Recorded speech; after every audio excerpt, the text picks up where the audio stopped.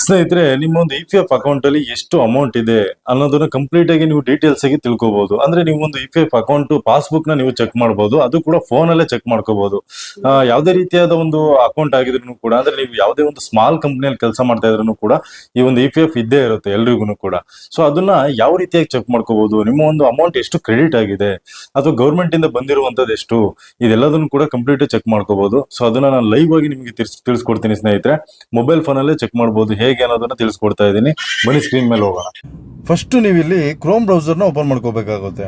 ನೀವು ಇಲ್ಲಿ ನೋಡ್ಬೋದು ಕ್ರೋಮ್ ಅಂತ ಒಂದು ಆಪ್ಷನ್ ನಿಮಗೆ ಕಾಣಿಸ್ತಾ ಇರ್ಬೋದು.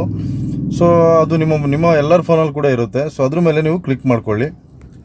ಅದಾದ ನಂತರ ಇಲ್ಲಿ EPFO ಅಂತ ನೀವು ಸರ್ಚ್ ಮಾಡಬೇಕಾಗುತ್ತೆ. EPFO ಅಂತ, EPFO. ಅದಾದ ನಂತರ ಇದ್ರ ಮೇಲೆ ಕ್ಲಿಕ್ ಮಾಡಿ. ನಂತರ ಈ ರೀತಿಯಾದ ಒಂದು ಪೇಜ್ ಓಪನ್ ಆಗುತ್ತೆ. ಈ ರೀತಿಯಾದ ಒಂದು ಪೇಜ್ ಓಪನ್ ಆದಾಗ ಮೇಲ್ಗಡೆ ನೀವು ನೋಡ್ಬೋದು, ಮೇಲ್ಗಡೆ ಇಲ್ಲಿ ನೋಡ್ಬೋದು ಎಂಪ್ಲಾಯೀಸ್ ಪ್ರಾವಿಡೆಂಟ್ ಫಂಡ್ ಆರ್ಗನೈಸೇಷನ್ ಅಂತ ಇದೆಯಲ್ಲ, ಇದ್ರ ಮೇಲೆ ನೀವು ಕ್ಲಿಕ್ ಮಾಡೋಕೆ ಹೋಗ್ಬೇಡಿ. ಕೆಳಗಡೆನೆ ನಿಮಗೆ ಇಲ್ಲಿ ನೋಡ್ಬೋದು, ನಾನು ಝೂಮ್ ಮಾಡಿ ತೋರಿಸ್ತಾ ಇದ್ದೀನಿ ನೋಡಿ, EPFO ಮೆಂಬರ್ ಪಾಸ್ಬುಕ್ ಅಂತ ಒಂದು ಆಪ್ಷನ್ ಕಾಣಿಸ್ತಾ ಇದೆ. ನೀವು ನೋಡ್ಬೋದು ಇಲ್ಲಿ ನಾನು ಮಾರ್ಕ್ ಕೂಡ ಮಾಡಿದ್ದೀನಿ, ಝೂಮ್ ಕೂಡ ಮಾಡಿದ್ದೀನಿ. ಸೊ ದಯವಿಟ್ಟು ಕೂಡ ನೀವು ನೋಡ್ಬೋದು. ಸೊ ಅದ್ರ ಮೇಲೆ ನೀವು ಕ್ಲಿಕ್ ಮಾಡಿ.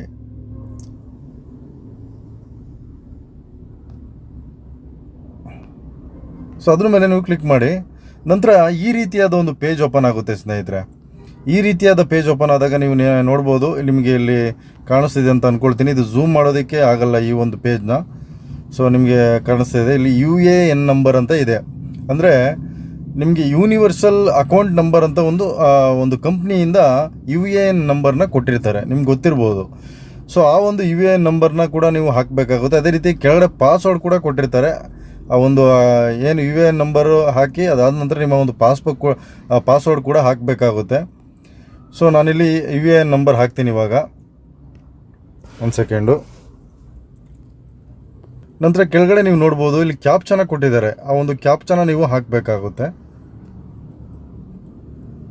ಕ್ಯಾಪ್ಚನ ಕರೆಕ್ಟು ನೋಡ್ಕೊಂಡು ಹಾಕಿ. ಕೆಳಗಡೆ ನಿಮಗೆ ಇಲ್ಲಿ ಸೈನ್ ಇನ್ ಅಂತ ಒಂದು ಆಪ್ಷನ್ ಕಾಣಿಸ್ತಾ ಇದೆಯಲ್ಲ, ಸೊ ಅದ್ರ ಮೇಲೆ ನೀವು ಕ್ಲಿಕ್ ಮಾಡಿ. ನಂತರ ಇಲ್ಲಿ ಒಂದು OTP ಸೆಂಡ್ ಆಗುತ್ತೆ ಸ್ನೇಹಿತರೆ. ನಿಮ್ಮ ಒಂದು ಮೊಬೈಲ್ ನಂಬರ್ಗೆ ನೀವು ನಿಮ್ಮ ಒಂದು ಯಾವುದು ನಿಮ್ಮದು PF ಅಕೌಂಟ್ಗೆ ಯಾವುದು ನಂಬರ್ ಕೊಟ್ಟಿರ್ತೀರಿ, ನಿಮ್ಮ ಮೊಬೈಲ್ ನಂಬರು, ಆ ಒಂದು ನಂಬರ್ಗೆ ಒಂದು OTP ಸೆಂಡ್ ಆಗುತ್ತೆ. ಅದನ್ನು ನೀವು ಇಲ್ಲಿ ಹಾಕಬೇಕಾಗುತ್ತೆ.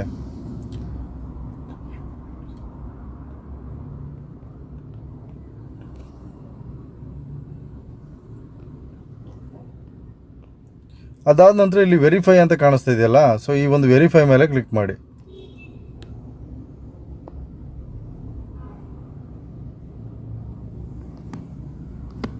ನೋಡಿ ಇಲ್ಲಿ ನಿಮಗೆ ಕಾಣಿಸ್ತಾ ಇದೆ ಅಂತ ಅಂದ್ಕೊಳ್ತೀನಿ. ಇಲ್ಲಿ 2010 ರೂಪಾಯಿ ಕಾಣಿಸ್ತಾ ಇದೆ. ಸೊ ಆ್ಯಕ್ಚುಲಿ ಇದು ನಮ್ಮ ಒಂದು PF ಅಕೌಂಟಲ್ಲಿ ಇರುವಂಥದ್ದು 2010 ರೂಪಾಯಿ. ಇದು ಝೂಮ್ ಮಾಡಿ ತೋರಿಸೋದಕ್ಕಾಗಲ್ಲ, ನಿಮಗೆ ಗೊತ್ತಾಗ್ತಿದೆ ಅಂತ ಅಂದ್ಕೊಳ್ತೀನಿ. ಇಲ್ಲೇ ನೋಡಿ. ನೆಕ್ಸ್ಟ್ ಇಲ್ಲಿ ಕೆಳಗಡೆ ಸ್ನೇಹಿತರೆ ಎಂಪ್ಲಾಯ್ ಶೇರ್ ಅಂತ ಒಂದು ಆಪ್ಷನ್ ಕಾಣಿಸ್ತಾ ಇದೆ ನಿಮಗೆ. ಅಲ್ಲಿ 1538 ರೂಪಾಯಿ ಇದೆ. ಸೊ ನಿಮಗೆ ಅಲ್ಲಿ ಕಾಣಿಸ್ತಾ ಇದೆ ಅಂತ ಅಂದ್ಕೊಳ್ತೀನಿ. ಮೇಲ್ಗಡೆ ಕೂಡ ಬರ್ತಾ ಇದೆ.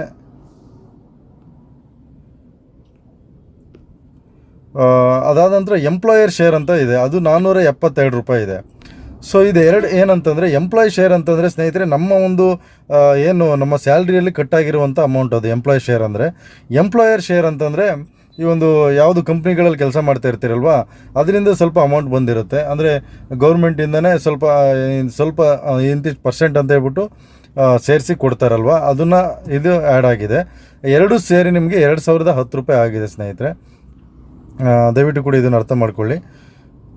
2010 ರೂಪಾಯಿ ಆಗಿದೆ ಎರಡು ಸೇರಿ. ಇಷ್ಟೇ. ಅದಾದ ನಂತರ ನೀವು ಯಾವ ಒಂದು ಕಂಪ್ನಿಯಲ್ಲಿ ಕೆಲಸ ಮಾಡ್ತಾ ಇರ್ತೀರಾ, ಆ ಒಂದು ಎಸ್ಟಾಬ್ಲಿಷ್ ID ಅಂತ ಬರುತ್ತೆ, ಅದನ್ನು ಕೂಡ ತೆಗೆದಿಟ್ಕೊಳ್ಳಿ. ಇಲ್ಲಿ ನೋಡ್ಬೋದು ಎಸ್ಟಾಬ್ಲಿಷ್ ID, ಅದಾದ ನಂತರ ಎಸ್ಟಾಬ್ಲಿಷ್ ನೇಮು, ಅದಾದ ನಂತರ ಮೆಂಬರ್ ID, ಇದೆಲ್ಲದೂ ಕೂಡ ಬೇಕಾಗುತ್ತೆ. ಯಾಕಂತಂದರೆ ನೀವು ಬೇರೆ ಕಂಪ್ನಿಯಲ್ಲಿ ಕೆಲಸ ಮಾಡ್ತಾ ಇರಬೇಕಾದ್ರೆ ಈ ಒಂದು ಎಸ್ಟಾಬ್ಲಿಷ್ ID ಇದ್ದರೆ, ಅದಾದ ನಂತರದಲ್ಲಿ ನೀವೇನಾದ್ರು ಬೇರೆ ಕಂಪ್ನಿಗಳನ್ನು ಚೇಂಜ್ ಮಾಡಿದ್ರೆ ಅವ್ರೇನಾದರೂ ಕೂಡ ಬೇರೆ ಒಂದು UAN ನಂಬರ್ನ ಕೊಟ್ಟರೆ, ಸೊ ಅದನ್ನು ಎಸ್ಟಾಬ್ಲಿಷ್ ಐ ಡಿನ ಹಾಕಿದ್ರೆ ಸಾಕು, ನಿಮ್ಮ ಒಂದು 2 UAN ನಂಬರ್ ಕೂಡ ಒಂದೇ UAN ನಂಬರ್ ಆಗುತ್ತೆ. ಅದಕ್ಕೋಸ್ಕರ ಈ ಒಂದು ಎಸ್ಟಾಬ್ಲಿಷ್ ಐ ಡಿ ಏನಿದೆ ಸೊ ಅದನ್ನು ತೆಗೆದಿಟ್ಕೊಳ್ಳಿ ಅಂತ ನಾನು ಹೇಳಲಿಕ್ಕೆ ಇಷ್ಟಪಡ್ತೀನಿ ಸ್ನೇಹಿತರೆ. ಓಕೆ ಸ್ನೇಹಿತರೆ, ಈ ವಿಡಿಯೋ ನಿಮಗೆ ಕಂಪ್ಲೀಟಾಗಿ ಅರ್ಥ ಆಯ್ತು ಅಂತ ಅಂದ್ಕೊಳ್ತೀನಿ. ದಯವಿಟ್ಟು ಕೂಡ ಏನೇ ಒಂದು ಡೌಟ್ಸ್ ಇದ್ರೂ ಕೂಡ ಕಮೆಂಟ್ ಮಾಡಿ, ಹಾಗೆಯೇ ನಮ್ಮ ಒಂದು ಚಾನಲ್ಗೆ ಸಬ್ಸ್ಕ್ರೈಬ್ ಆಗೋದನ್ನ ಮಾತ್ರ ಮರಿಬೇಡಿ ಅಂತ ಹೇಳ್ತಾ ಈ ವಿಡಿಯೋನ ಇಲ್ಲಿಗೆ ಮುಗಿಸ್ತಾ ಇದ್ದೀನಿ. ಧನ್ಯವಾದ ಸ್ನೇಹಿತರೆ.